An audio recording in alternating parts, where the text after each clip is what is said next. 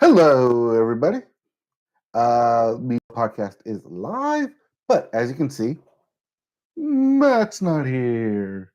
Ooh, should put something here to say represent him. But I guess empty chair stream will do. So let us begin in 5, 4.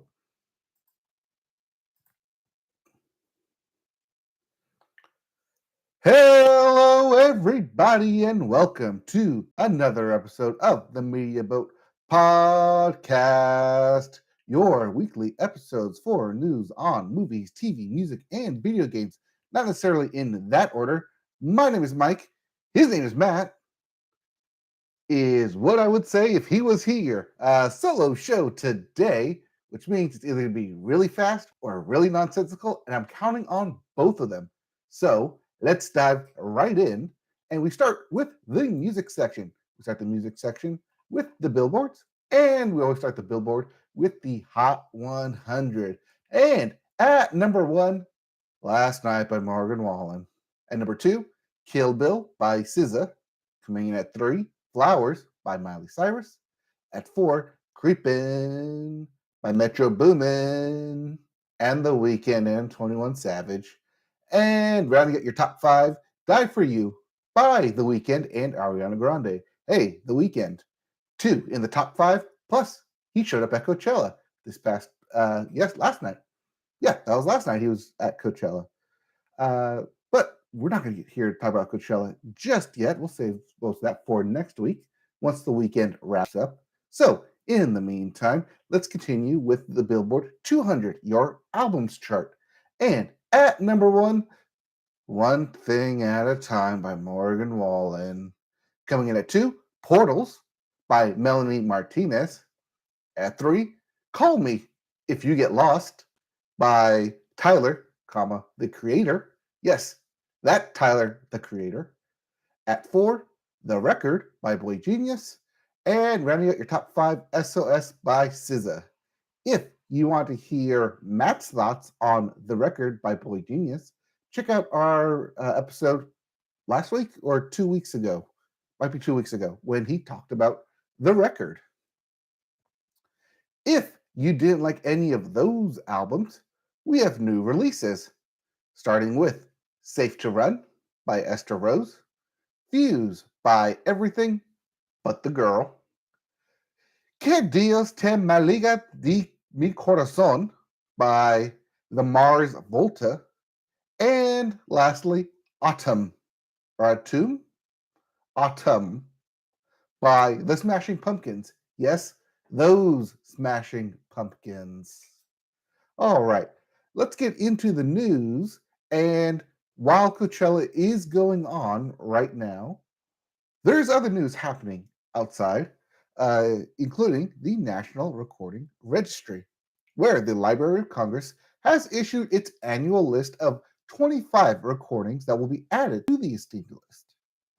This usually covers a range that runs a gamut from very first time mariachi music was captured for posterity in the early 1900s to Daddy Yankee's Carolina about 100 years later.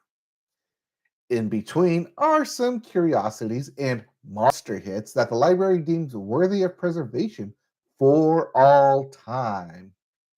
Although, in the case of Mariah Carey's All I Want for Christmas Is You, the prospect of it is record falling into disrepair due to neglect will probably not be an issue any century soon. Among the enduring smashes from the second half of the 20th century that made the list include Madonna's Like a Virgin, Led Zeppelin's Stairway to Heaven, John Lennon's Imagine, Queen Latifah's All Hail the Queen, Crosby, Stills, Nash, and Young's Deja Vu, not to be confused with Olivia Rodrigo's Deja Vu, or the film Deja Vu. There's also Jimmy Buffett's Margaritaville, John Denver's Take Me Home, Country Roads, Bobby Gentry's Ode to Billy Joe, Irene Cara's Flashdance, What a Feeling, Eurythmics, Sweet Dreams, parentheses, are made of these, and Police's Synchronicity. I can say that. So, a gamut of hits. Uh, like I said, ranging from some classics that you wonder, why isn't this already in there? Like Stairway to Heaven and John Lennon's Imagine. And even stuff like John Denver and Bobby Gentry's items. But hey, they're in there now. They'll be preserved forever. So even 100 years from now, you'll get all of these records to listen to and reflect on and say, yes, those were the classics.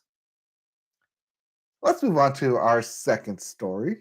So, we talk about Spotify all the time, and last year one of the big games was Wordle, and then there were a lot of imitators like Hurdle, where less than a year where Spotify eventually acquired Hurdle. Well, less than a year after Spotify acquired Hurdle, the audio streamer is mothballing the music game. That's right. Quote, Hurdle is going away on May 5th, Cinco de Mayo. A message on the website's service's website says, quote, thanks for playing Hurdle, but unfortunately, we have to say goodbye. End quote.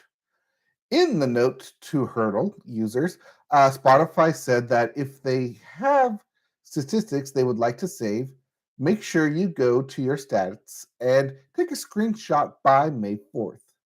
When Spotify announced that its deal to buy Hurdle in July 2022, the company touted it as a tool for musical discovery, saying that playing the game might just help you rediscover old tracks you may have thought you'd forgotten, discover amazing new artists, or finally put that title to that wordless melody you've had caught in your head forever. And honestly, I don't think this will be missed. You're basically playing Shazam yourself against yourself during this. Or, you can watch Beat Shazam on Fox. You can also watch Don't Forget the Lyrics on Fox. You can also watch American Idol on Fox. Wait, no, sorry, that's on ABC now. But yeah, there's a lot of other ways to get music to your ears and rediscover old albums, especially when people make playlists say titled "Remember these old songs" or "Nostalgia from X decade," or even yeah, those songs, or oh yeah, that song. Lots of albums and playlists out there to rediscover old music, and it's kind of sad that they're discontinuing Hurdle. I thought it was fine, but I'm also not one to would play it on the regular basis, so maybe it just wasn't for me. And like the announcement says, if you want to save any of your stats from it, you need to take a screenshot by May the 4th. Otherwise, all stats are going to go away, cleared, just wiped from everywhere on May 5th. It'll be Revenge of the 5th.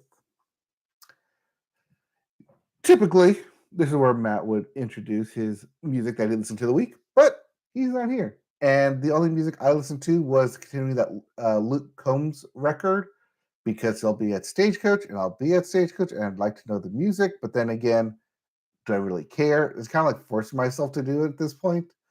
Um, Maybe it'll be fine, maybe not. We'll see how his performance goes, but that is still 2 weeks away. So for the next 2 weeks, I'm pretty much going to inundate myself with the upcoming country music acts and all the new albums that they've put out. Yes, looking at you, Kane Brown. I will get to your discography at some point. But enough about music. Let's keep this train moving along and going right into video games. And we start with new releases. Starting with God of Rock for everything, wide release. This is the fighting music rhythm game where it's a bit like Guitar Hero or Rock Band, where you're mashing buttons to the beat, but instead it's in a fighting game style where every time you hit correctly, you'll do more hits, more damage, do better than your opponent, and you'll win the fight. There's also The Mage Seeker, a Legend of Legends story, and that's out for everything as well.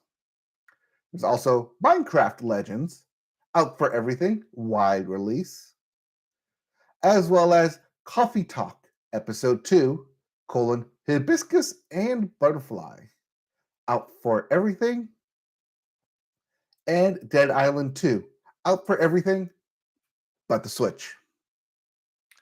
In some exclusivities, Advance Wars 1 and 2, that's Advance Wars 1 plus 2, Reboot Camp, coming out for the Switch.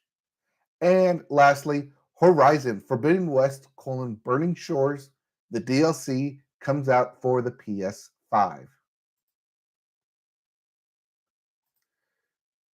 As for your video game news, we start with Microsoft and the upcoming release of Redfall, the four-person co-op battling vampires, I want to say.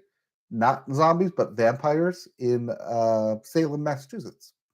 Well, the upcoming game won't include a 60 frames per second performance mode on Xbox Series X and S.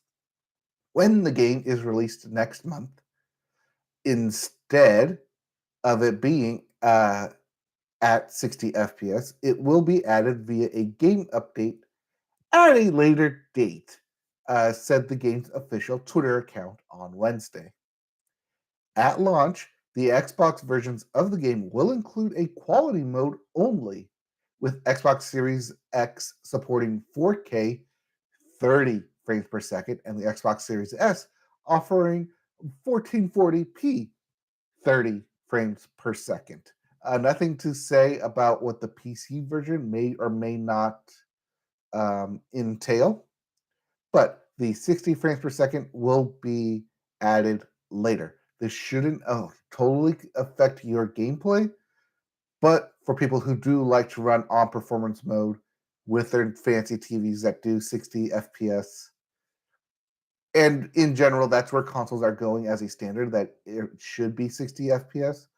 We'll get there, but this is kind of like the unfortunate side effect of it.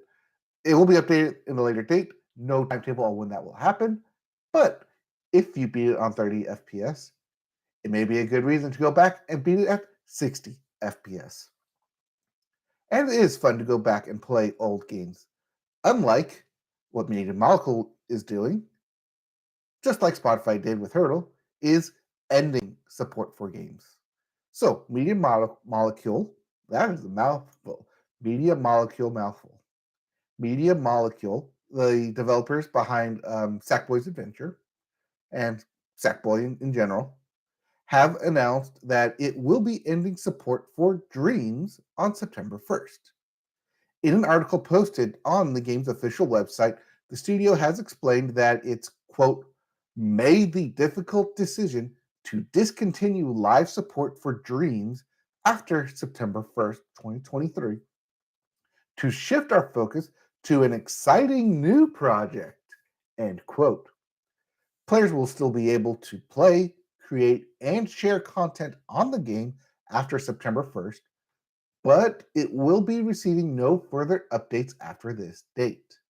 The game will also be migrating to a new server in late May, at which point players will be given a storage limit of 5 gigabytes, 5 gigabits for their creations. So not only are they taking away support, but they're going to cap just how much you can have saved for your creations at 5 gigabits. Now, I was never one to actually get into Dreams. I liked some of the creations that came out of it, but I think it was also one of those things where it was too many tools and kind of felt like overwhelming at times. It did follow the steps of like Mario Maker and kind of those create your own game and level designs. But yeah, I mean, it was fine for what it was. But yeah, with no one actually playing it, doesn't make sense to keep it running, and makes more sense to kind of end support and move on to the next thing, whatever it may be. Speaking of moving on to the next thing, we are just cruising right along here. This may just be a 30-minute episode by the time I'm done with it. But we're going to talk about EA Sports. If it's in the game, it's in the game. And they just came out with their new game, PGA Sports PGA Tour, Road to the Masters. This is the PGA game, separate from the 2K PGA games that have been done in the past, where you could create your own courses, create your own player, pretty much have open, wide customization, but you didn't get any of the fancy kind of sponsorship deals that came with it. So what happened is now EA got the licensing, as we reported on, so you can have specific players on the tour, PGA Tour, to play as, not just the PGA, but the LPGA as well as specific courses designed to be played from from Augusta Masters to any other courses on the tournament. Also, like the old school, old school courses. The old course from Ireland, Dunland, Funland, my land, your land. This land is whatever land. The old course in Carnoustie, or sorry, in St. Andrews. I don't know why I keep blanking on that. In St. Andrews. Uh, so it's fun to pick a golfer. You can be any range of the PGA, of anyone on the PGA Tour, and play these courses as them, which is good and fun. If you're playing as these guys who have the abilities of different stance, uh, of like sometimes they drive the ball better, putt better, chip better. The different stats that you can see when selecting your character, and then also it gives you the stats of like how they should fare against any specific course, and that's all fun. That's kind of what like I like when diving into games in golf games specifically, like the 2K PGA. Not they weren't PGA, but the 2K golf games, PGA games. Unfortunately, if you, or maybe fortunately, maybe it's on purpose, if you do the create a player option and the career option, you basically start from nothing and from scratch. And starting from nothing and from scratch and saying, hey, you who knows nothing and has zero base stats, go play the St. Andrews course or go play the Masters course in Augusta. What you're basically saying is, you, random person playing this game, this is how you would actually fare on a course like this because these are some of the hardest courses in the world. There's a reason that like the leaders are only like -6, -2. You're not going to get like the -20 under par on these courses. It's not going to be birdies constantly. No, these are hard ass courses with hard ass greens designed specifically to test the best golfers in the world. Now, you can play these courses as designed in having your own setup as difficult as possible, where everything has to be perfect. Otherwise, they're going to go shank right, fade left, shank right. And have it be completely arbitrary and random to where your ball eventually lies. Or you can play on arcade mode and have it be super easy, except when trying to line up your shot. Because even when I hit, like I got done like fed up with like being in like the master and the pro level because it wasn't doing what I wanted. I dropped everything down to easy just to be like, okay, I want to be easy and I want to basically own this course and get birdies and eagles all the time. Did not happen. In fact, it got so bad that I got kicked off the tour in my career mode. Or actually, no, I didn't even make it onto the tour, even when playing in the super easy mode. That these are these golf courses are specifically designed to test actual professionals. So to have my guy who has zero stat base go out there and try and compete on their level, it just doesn't work out. Now, I think that's part of the game mechanics in that it wants you to, yeah, you're going to fail.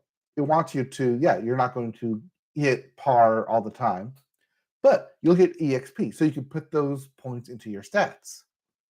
Well, it'd be great if I ever paid attention to going back and doing that.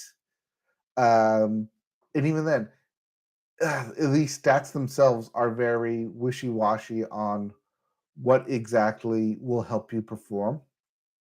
And it kind of breaks it down to several different categories of here's your driving category, here's your approach category, and here's your putting category. You can get good at one immediately, or you can slowly build over time. Uh, and it's like, oh yeah, so now you're a little bit better, and now you're a little bit better. So it kind of encourages the create a player function by encouraging you to gain levels, gain XP, gain skill points to use. Or you can do what EA wants you to do and buy your skill points, buy your gear, buy your clubs, buy your grips, buy using microtransactions by saying, yes, you can spend time and grind to get everything, or you can pay us money and we'll give you fake currency to use in the game, and you can up your stats, up your gear. Oh, you want this master's hat? Well, too bad. It's locked behind this premium currency that you can only buy money with or win challenges with. But if you're not good enough right now, you can't win the challenges. You have to get good.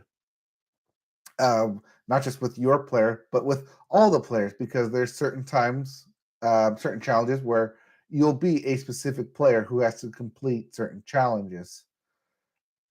And in that sense, it mirrors the previous EA games, like the Madden Ultimate teams, where or even the NBA teams, where they want you to play a specific player to mimic specific uh, stats and records and abilities, and kind of they want you to mimic what actually happened in the game, so you can feel like yay, I did it just 'cause they did it.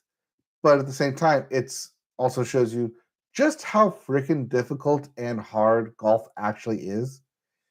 It's a stupid game played by stupid people who want to spend a stupid amount of time sucking in order to kind of get good. And yes, in real life, I am one of these stupid people who just spends a stupid amount of time trying to make stupid decisions and trying to get good.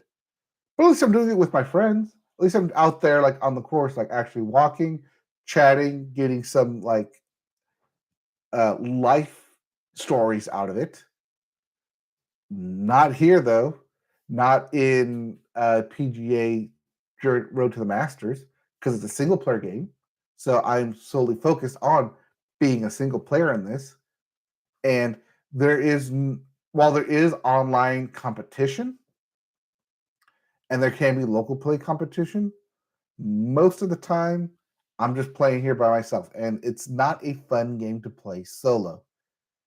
It's kind of fun when you're playing with other people, but at the same time, getting used to the controls and fading and dropping and measuring your power are all stuff that can instantly turn someone away and be like, man, why are we playing this? Let's just go play Smash Brother where I can smash buttons and beat you. Or why are we playing this? Let's just go play XYZ new fighting game, shooter game, make it easy. Golf is a hard, difficult game already, and EA's Road to the PGA Tour Road to the Masters is just as hard and difficult and infuriating as it is playing in real life.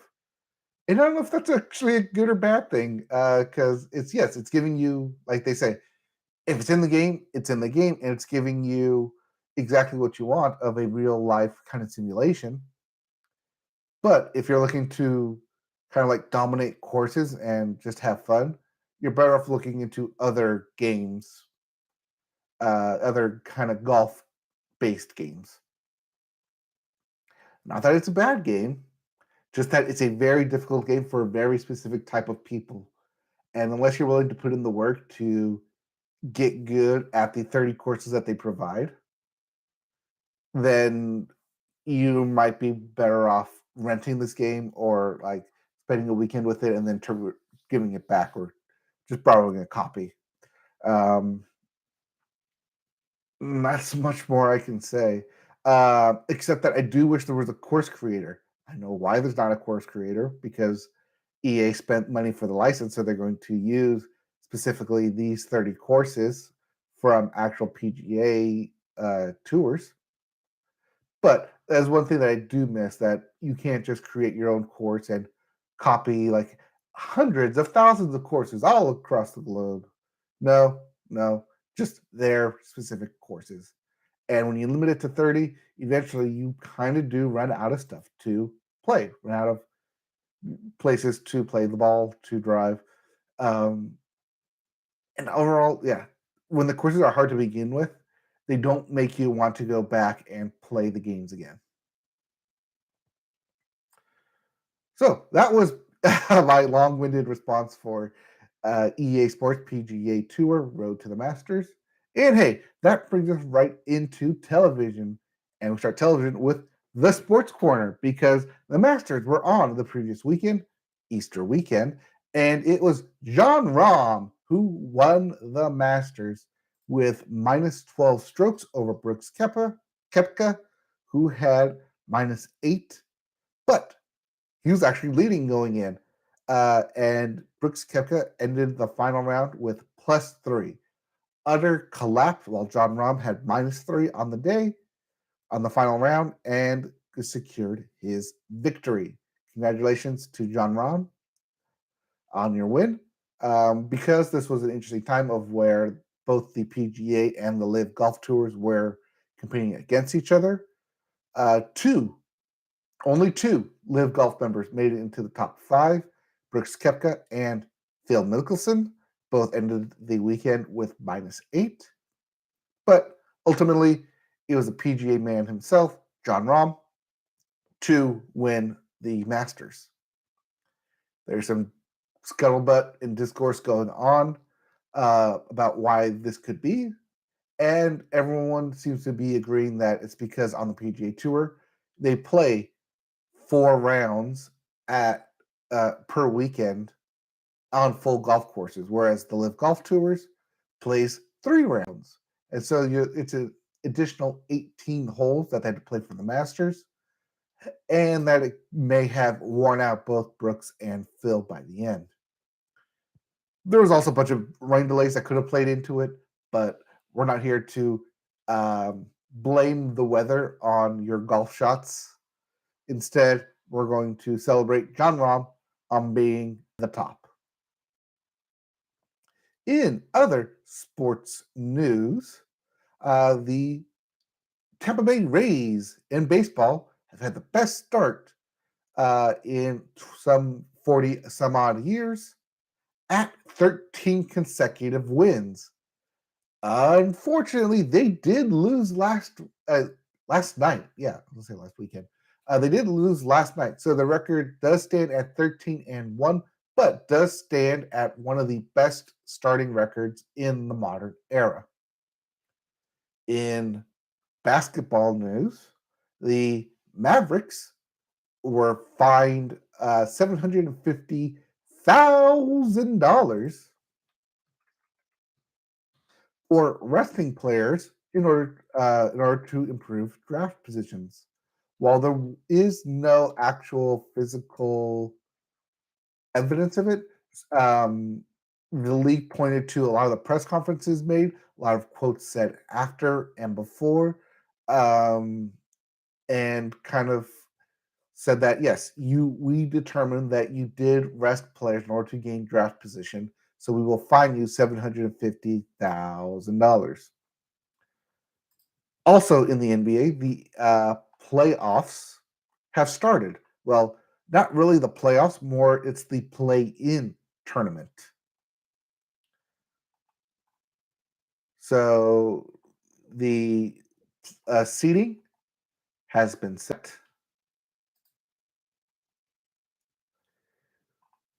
We have number 1 Milwaukee taking on number 8 Miami, number 2 Boston taking on number 7 Atlanta, uh, number 3 Philadelphia taking on number 6 Brooklyn, and number 4 Cleveland taking on number 5 Knicks. In your Eastern Conference, as for your Western Conference, number 1 Denver takes on number 8 Minnesota, number 2 Memphis, the aforementioned, or sorry, the Memphis takes on number 7 Lakers, Los Angeles. At number 3, Sacramento takes on number 6 Golden State, and and lastly, number 4 Phoenix takes on number 5 Clippers of Los Angeles. Congratulations on making the playoffs. Now go play more basketballs. I guess that's the best way to put it. Let's see here. In other playoff news, the AHL has officially um, made their brackets and their schedule, and the chase to the Stanley Cup playoffs has begun. As we reported on, the Boston Bruins are in your number 1 seed. Gaining those wild card positions are Florida, the New York Rangers, the Winnipeg Jets, and the relative newcomer, Seattle Kraken. Good to see them go from ultimately what was last place last year in their inaugural year to making the playoffs in their second year. Now, this does mean that you're going up against the number 1 Avalanche, number 1 seeded Avalanche, so good luck with that. uh, and yes, good luck to all other NHL teams as we start this journey to the Stanley Cup.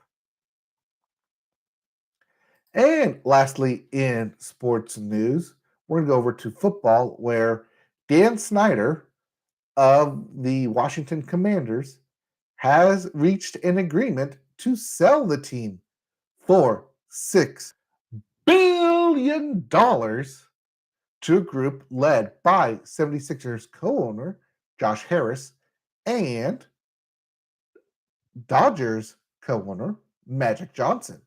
That's right. Two entities, two people closely connected with the NBA are now getting into owning an NFL team. We'll see if and when this deal actually goes through, but at least this means Dan Snyder will be out of owning the Washington football team, the former Washington football team. I think that's all I have for sports and sports entertainment. So let's move right into TV news then. And we'll start with the big news of the week. It finally happened. We've been reporting on it, we've been discussing it, but HBO Max and Discovery Plus will officially merge into the new streaming service Max on May 23rd, just over a month away. In May, the HBO Max app will become Max, and there will be 3 plans for new subscribers to choose from. The ad tier for $10 a month or $100 a year, the ad-free tier for $16 a month or $150 a year, and then there's the ultimate ad-free tier for $20 a month or $200 a year. The ultimate edition allows users to stream in 4K UHD and on 4 devices at once, compared to 2 with the other tiers, and up to 100 offline download hours. Quote, "This is a real moment for us. This is our time. This is our chance. And everything is possible," said CEO David Zaslav in his introductory remarks. In addition to announcing that Max would be occurring on May 23rd, they also announced that the upcoming Harry Potter series that we talked about last week, everything is officially signed. They are moving forward, they are greenlit, and they will start the writing and casting process for Harry Potter series exclusively for Max. Hey, maybe not. No, no, no. There is no word on how involved J.K. Rowling will be on it. If it's anything like any other project that she's been a part of, that she will be well ingrained into everything that they do. But at least for now, they are planning on one season per book. There are 7 books, 8 movies. That last one will probably be split into 2 if they could so help it. But then people will look at it and be like, well, I could just watch the movies, I guess. But yes, by the time this does come out, it will be about 25 years since the first one started. So casting is on. Congratulations to whoever gets cast. You're going to sign a 10-year deal at minimum. But yeah, other than that, everything just kind of fell into place. We knew it was going to be called Max. The rumors were true. If you're on this HBO Max, you'll just get automatically rolled into Max. No word on if you're a Discovery Plus subscriber, if you'll get rolled into it, mainly because Discovery Plus was, at the time, cheaper per month to be subscribed to. So I don't think you'll just get automatically rolled in. You may just have to get an HBO Max subscription before then, or wait until May 23rd to get an official Max subscription. But it's all going away. It's all happening. And that it will be the Tuesday, I think it's Tuesday before Memorial Day is when that will occur. But they're not the only big streaming studio making news this week, as Amazon Studios has been sifting through MGM's library and identified about a dozen initial titles for film and or TV development. So we talked about how they bought MGM for $6 billion. And now that they haven't settled on what to do with the James Bond franchise, they're going to see what else MGM currently owns and turn those into new IPs, whether it's a new film, a sequel, reboot, remake, franchise, or straight up TV series, including, but not limited to, RoboCop, Stargate, Legally Blonde, Fame, Barbershop, The Magnificent Seven, Pink Panther, and The Thomas Crown Affair. Amazon Studios is in active conversations on Legally Blonde, both for a movie and a potential TV series. There already have been on and off efforts to get a third Legally Blonde film off the ground in the past 5 years. Amazon has similar plans for Stargate, RoboCop, and TV series based on Fame, Barbershop, and The Magnificent Seven. According to Deadline, they have already revealed plans for a Creed universe spanning film and TV, which Amazon Studios has been discussing with franchise star filmmaker and media boat favorite Michael B. Jordan. The studio also just made a first look deal with Sylvester Stallone and his Balboa Productions for film and TV projects. Amazon's not going to let that go to waste. They didn't buy it just they didn't buy MGM Library just for James Bond, so they're going to mine it like the Amazon uh, Prime series, Rings of Power, Lord of the Rings, The Rings of Power. They're going to mine it for everything it's got. Shocked, not shocked. This was going to happen. They're all about the IP, reboots, remakes. Everything that was old will be new again. That's all. That was a weird noise, but that's about how weird I feel about mining all this IP stuff. Just all right. Speaking of things that make you go, Love is Blind, season 4 finale officially wrapped up. We saw the I do's and the I don'ts, but it is not officially done. As we reported, Netflix will do a live reunion special tomorrow. So while we know who said yes at the altar, that did take place about a year and a half ago. So now it is up to the live reunion to see what's been going on in the time since. Are they still together? Did some get divorced? Will they have any feelings or memories about what could have been done better during the season? Um, all that being said, Bougie Brett and Tiff, you guys basically won the show. Congratulations. But I'll watch the finale or the reunion live if I can. Otherwise, I'll talk more about it next week. Other than that, I don't really. Oh, other than that, I did watch one thing, and kind of going all the way through it. I started Succession. I've never seen Succession. It's in its final season. I figure by the time I watch and kind of like binge through all 4 seasons, I can catch up to the finale and watch it live.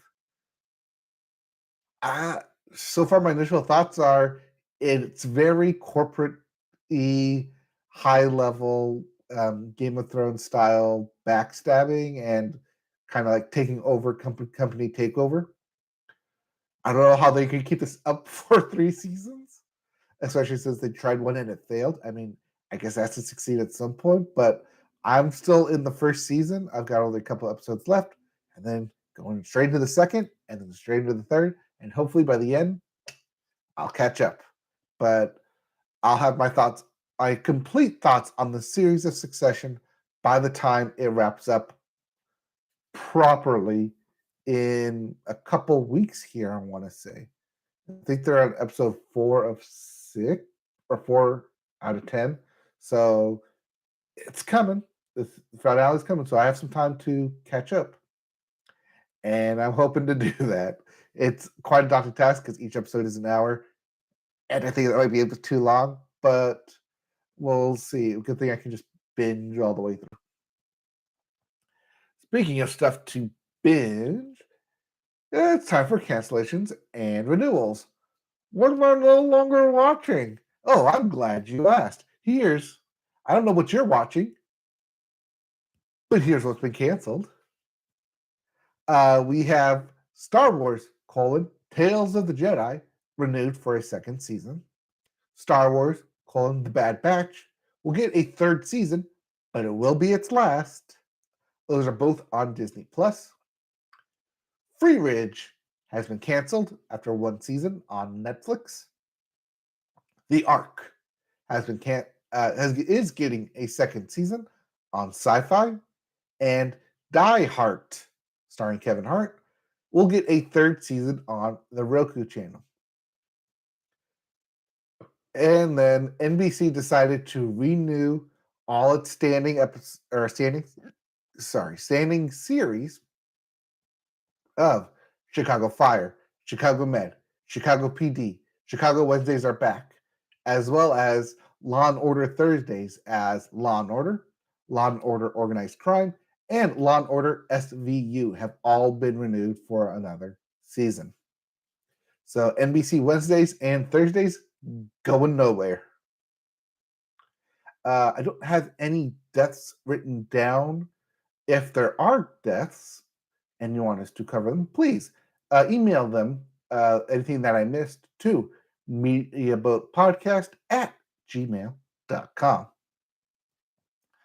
Now, let's get into the movie section and wrap this up with the movie section. And we start the movie section with the weekend box office. At number one, Super Mario Brothers movie with $146 million on the weekend, $204 million domestic so far because it opened on Wednesday. I'll talk a little bit more about Super Mario Brothers. At number two, John Wick Chapter 4 with $14 million. That brings its total to $146 million. Air comes in at number three, debuting to a $14 million weekend, $20 million box office so far. At four, Dungeons and Dragons Honor Among Thieves with another $13 million, bringing its total to $61 million.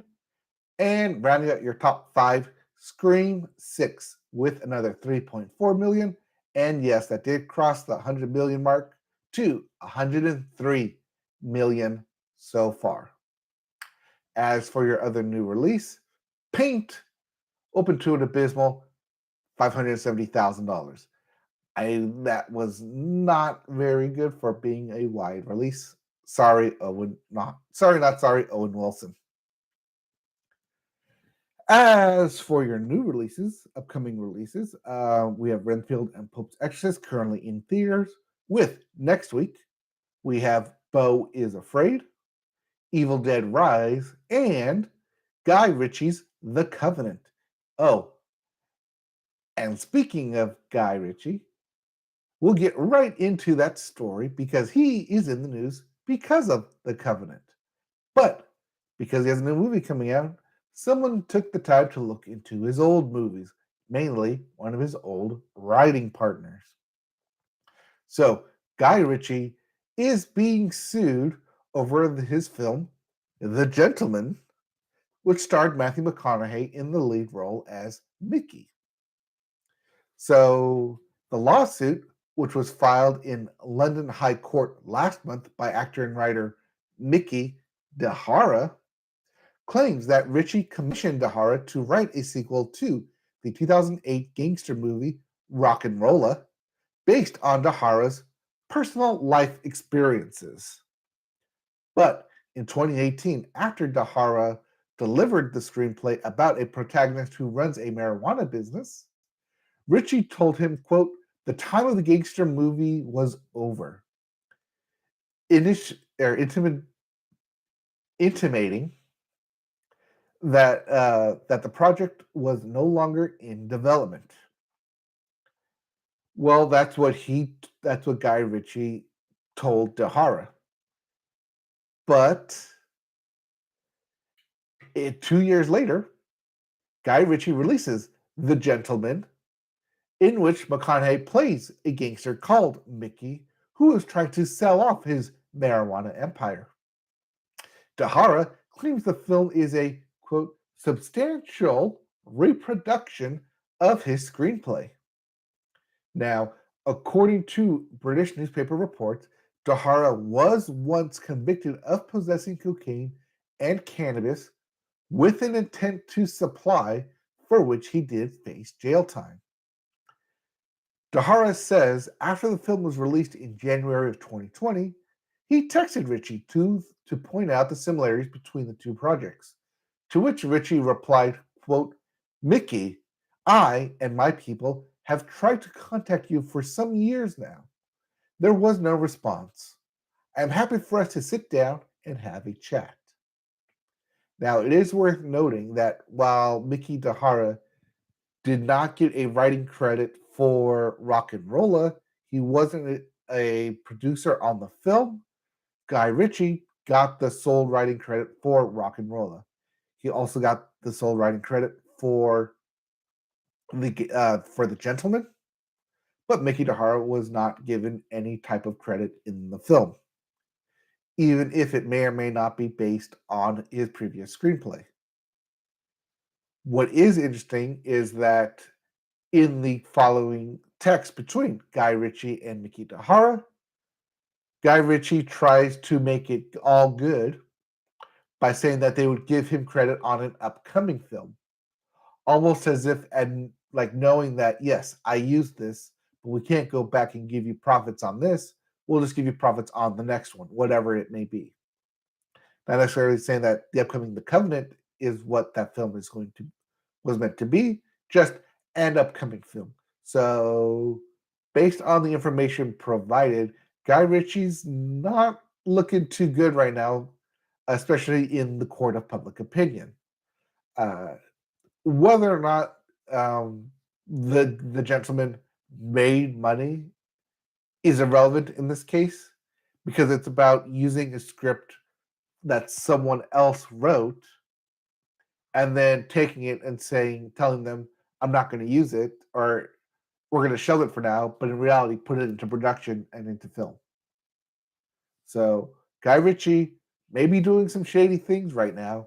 We'll see what happens with when this goes to court.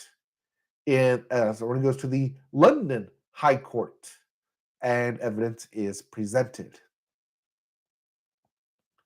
All right, but enough about Guy Ritchie because he is not a king at the box office. Instead, Mario is now the king at the box office. And we're going to start, or we're going to not start, we're going to backpedal a little bit and talk about the Super Mario win this past weekend. Because in a major win for the box office, as it continues to level out following the pandemic, the Super Mario Bros. Movie shattered numerous records in its openings across North America and the international markets over the long Easter holiday weekend. The movie blasted past expectations to earn $204 million in its 5-day domestic debut, including $146 million for the 3-day weekend.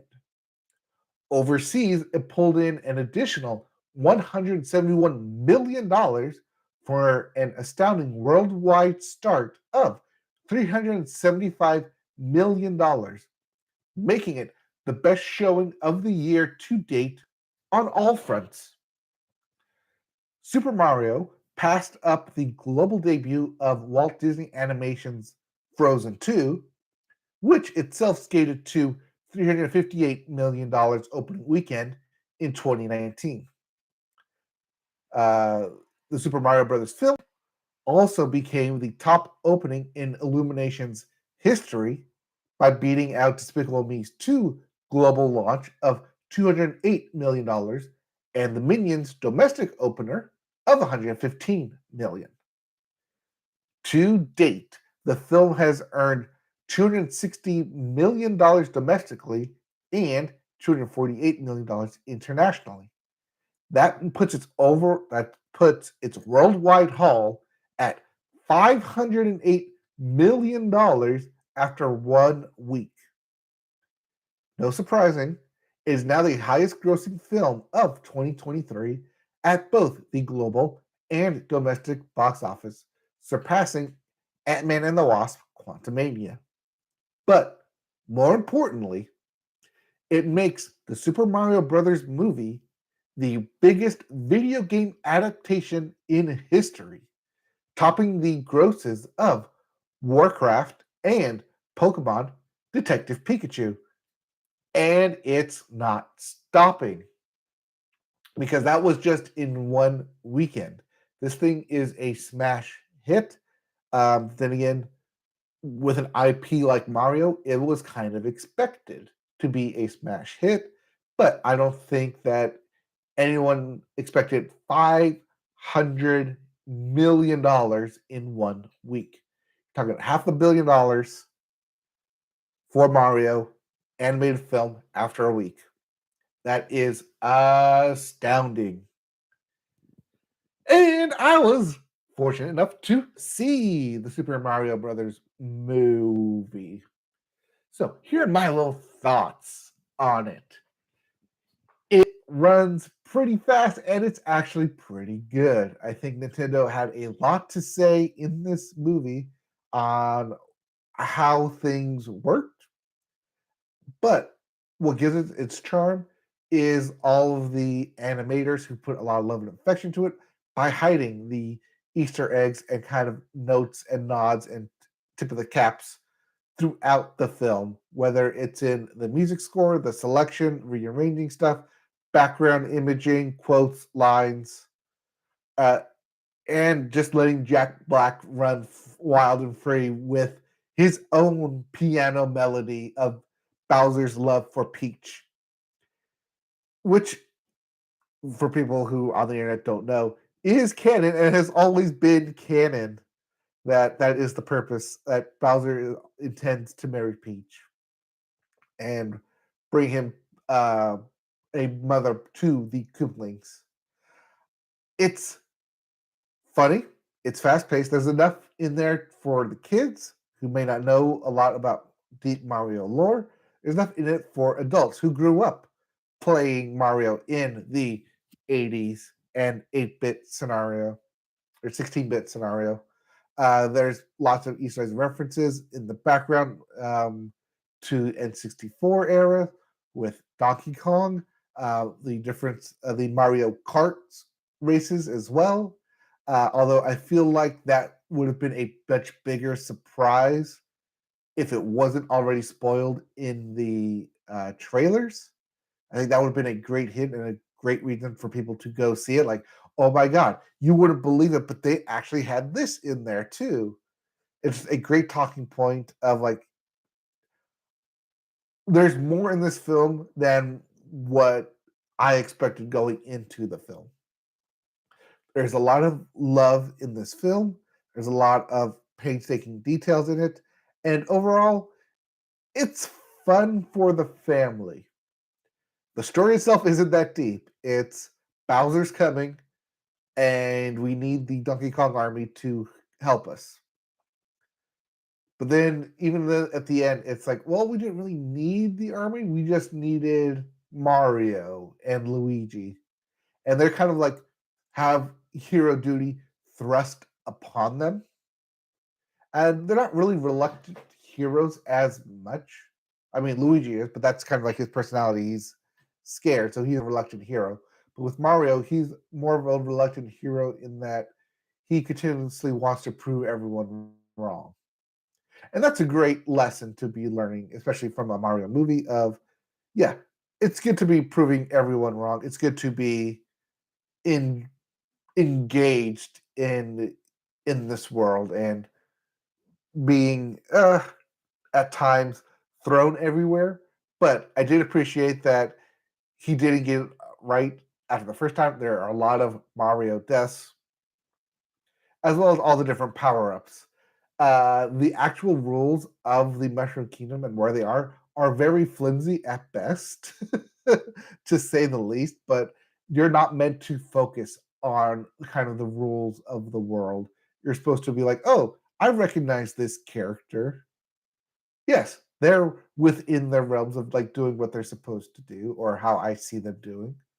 But overall, it's a fun movie. I'm kind of glad I did see it in theaters. I think it does not necessarily like worth the theater experience per se, but going as a family for a like a day out for a theater experience, it's definitely worth it.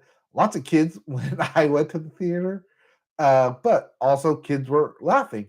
Parents were laughing. Everyone had a smile on their face while watching the film, and I think that's the sign of a good, well done film. Is that everyone can come into this on any age, any kind of level of appreciation of Mario, and come out with a good time, with a smile on your face. It's not necessarily pulling on the tear jerking moments of or heavy hitting stuff that Pixar is known for, or even that Disney animation does. But Illumination has never been about that.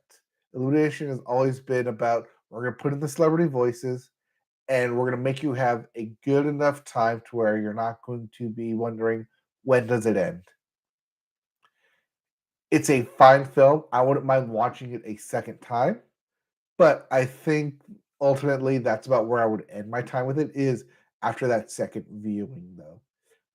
It not a whole lot of substance past that unless you really want to like dive in and like look for all the Easter eggs and kind of little nods and homages. Outside of that, it's a very kind of formulaic base plot. That being said, it does open itself up to sequels, and there are definite shots within this film that say, "Hey, what if we did a Super Smash Brothers film? Since we already have a bunch of characters in here fighting, here's how that would look." Kind of in like a little bits and pieces of it. I think that's where they could go with this. I think that there's a lot of interesting stuff in here that they would need to establish other films. Looking at you, Kirby. Uh, but overall, it's a fine film. It's definitely worthy of the 500 million opening that it's gotten, and I'm kind of looking forward to other films that maybe arise out of this. So yeah, Super Mario Brothers movie. Go see it. It's a good film. It's exactly what you're kind of wanting and expecting, but at the same time, the ending puts it into a really good perspective why it's a Super Mario Brothers film movie. And with that, that wraps us up here. Oh, look at that. I did hit an hour. How about that? So that does it for this episode of the Media Boat Podcast. You can check us out at MediaBoatPodcast.com. If you want to watch live streams or any of our recorded streams, you can go to Media Boat Podcast on YouTube. Check out this episode and all others in podcast form on Spotify, Google Play, Apple Podcast, Amazon, wherever you get your podcasting feed. We are currently still on Twitter, maybe. We're at Media Boat Cast on Facebook, Media Boat Podcast. If you want to ask us questions, fan questions, we'll answer it right on the air. Go to mediaboatpodcast at gmail.com. If you want to watch more of someone awesome struggle to make the majors, you can watch that at Twitch at MediaBoat. That'll do it for this episode. We'll be back next week for more news, more thoughts, more of us, hopefully, in person. And yeah, just more shenanigans. Okay, that'll do it. And I'll talk to you guys later. All right, bye. Stop, stop, stop, stop, and stream.